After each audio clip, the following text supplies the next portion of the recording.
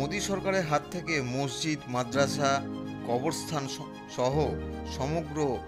ওয়াকফ সম্পত্তি বাঁচাতে ওয়াকফ সংশোধনী আইন 2025 বাতিলের দাবিতে অল ইন্ডিয়া মুসলিম পার্সোনাল ল বোর্ডের ডাকে আগামী 26শে এপ্রিল বেলা 2টায় ব্রিগেড সমাবেশের ডাক দেওয়া হয়েছে।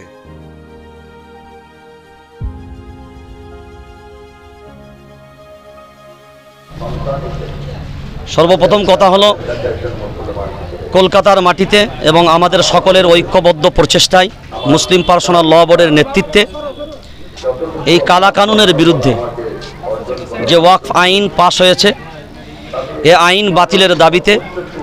কলকাতার 26শে এপ্রিল মহাসমাবেশের ডাক আমরা দিয়েছি। তার প্রস্তুতি পর্ব প্রায় চূড়ান্ত পর্যায়ে। আমরা এতটুকুন বলতে পারি যে আশা রাখি আমরা এই সভা যদি আমরা সেইভাবে করতে পারি, আর আশা রাখি আমরা সেইভাবেই পারবো ইনশাআল্লাহ, তাহলে আমরা ভারত সরকারকে, বিশেষ করে কেন্দ্রীয় বিজেপি সরকারকে আমরা একটা মেসেজ কলকাতার মাটি থেকে, বাংলা যে আন্দোলনের মাটি, বাংলা যে কারোর কোনো অন্যায়ের আপোষ করে না, বাংলা যে সবসময়